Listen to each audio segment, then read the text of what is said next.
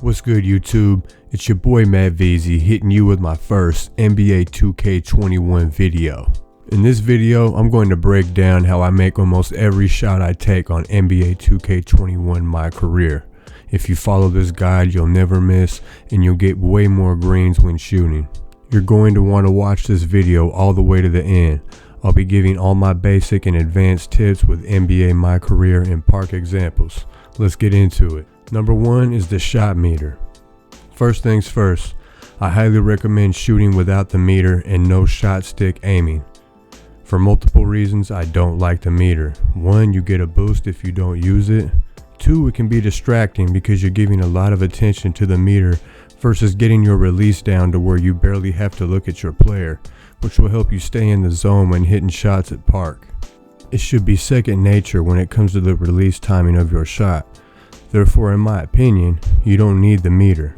Get your shot down and take advantage of the extra boost.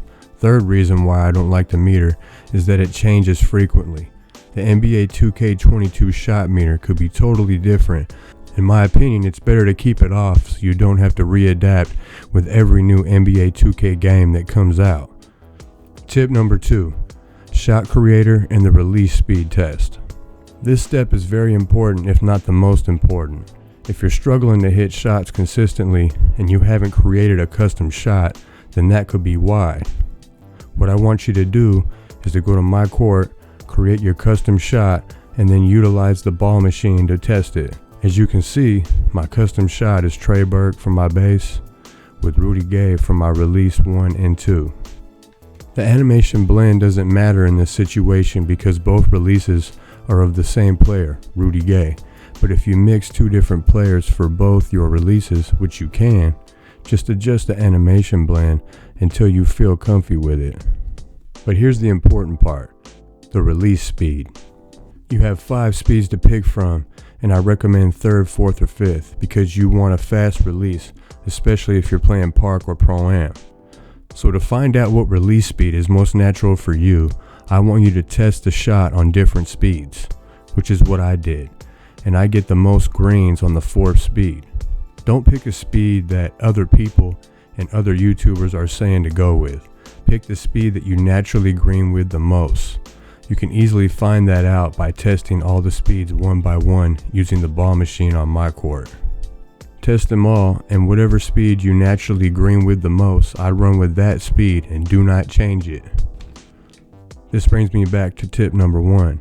If you're set on using the shot meter, turn it off and try this release speed test, and you'll see that shooting without the meter is much better. But if you're set on using the meter, this guide will still help you green more shots. This brings us to tip number 3, and that's badges. Here are the shooting badges that I'm running with on park right now.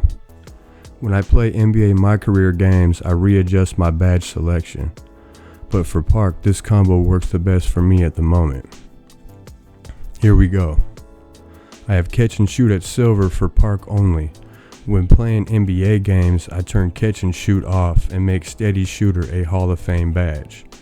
Steady shooter is a very overpowered badge that I highly recommend. I don't notice many videos about it. The next badges are volume shooter, green machine, and deadeye, which I keep at bronze for park and NBA games. Whether I'm playing NBA or park, flexible release, range extender, hot zone hunter, and difficult shots all stay at Hall of Fame level. Don't feel like you suck if you use flexible release. I swear that's why people don't use it. If you feel like you don't need it, then don't use it. When I play park, I notice a huge difference in my shot when I use flexible release. I get way more greens. Park games have more lag than NBA games. Therefore, flexible release helps to eliminate that, as you'll be making shots that are slightly early and slightly late. Now, if you couple that with difficult shots on Hall of Fame, you'll make fadeaways and pull-ups more consistently. Hot Zone Hunter is the most overpowered badge of them all. Check your hot zones frequently, and if you have cold spots, shoot wide open, high percentage shots only until those spots turn red. When the whole court is a hot spot, it gives you a huge boost to your shot anywhere on the court. If I could only use one badge, it would be Hot Zone Hunter for sure. When it comes to badges, you should be picking a combo that fits your style of play. If you ISO, you'll want difficult shots at Hall of Fame or Gold. And if you're a spot up / corner shooter, then you'll want badges like Deadeye, Steady Shooter, Corner Specialist, and of course Catch and Shoot. Try different combos until you find the right formula that is just right for you. The fourth tip is about Jumpshot Boost and Gatorade. All the skill boosts help a lot.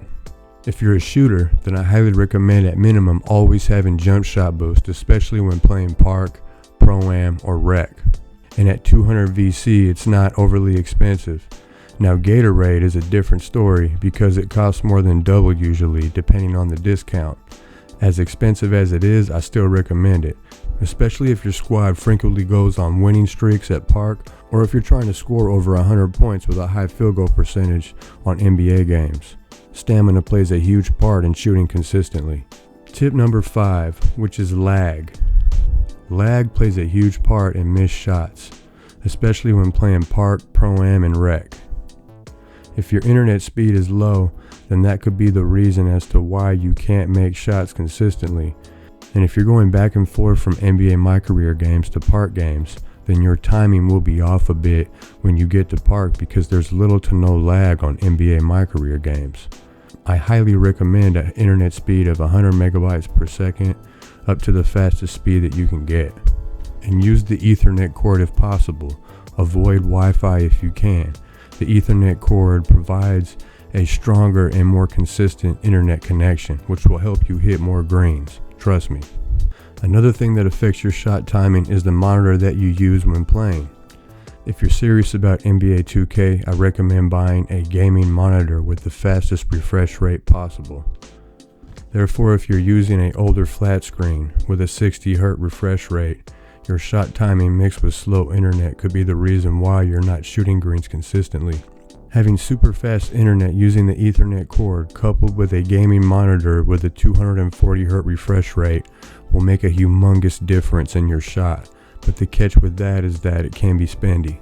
Tip number 6, which is probably the most important tip, and that is spacing. Knowing what is a good shot and what is a bad shot is vital if you want to green all your shots like me. Don't get me wrong, I miss shots here and there, but I've built up good habits when it comes to shooting, and I notice it a lot now. Spacing is huge. The defender only needs to be a few feet away from you to green a shot. But if the defender is as close as possible, then that's a bad shot and you shouldn't take it. Just stay patient and don't force shots. If you're struggling to make wide open shots, then try hitting L2 or the left trigger depending on your console choice to stop the delay. There seems to be a delay just before the shot at times. You'll notice it the most after step backs. Tap the left trigger or L2 after the step back or wide open shot and shoot immediately after. Clicking L2 or the left trigger seems to stop the delay and sets your feet before the shot. I don't always use it, but when I do, it works every time. To create space, if your shooter is a playmaker, use ankle breaking moves and use the pick and roll to create space, but that's for another video. And for the last tip, keep in mind that when playing Park, you'll be playing against many different types of player builds. For example, if you're playing Park 3-on-3, and if all 3 of your opponents have Intimidator on Hall of Fame, it could affect your shot drastically. I have Intimidator on Bronze, and all I have to do is get up close to the shooter, and they brick most of the time. You never know what badges your opponents will be using, and if they're stacked with defensive badges, that could be the reason as to why you shot a bunch of bricks. So as you can see, a lot goes into shooting greens consistently on NBA 2K. But if you follow this guide and make all the necessary adjustments and build up good shooting habits, your NBA 2K21 experience will be way better. You'll make way more shots. Well, that's it. That's the end of the video. I hope you liked it. Smash the like button and I'm out of here. Peace.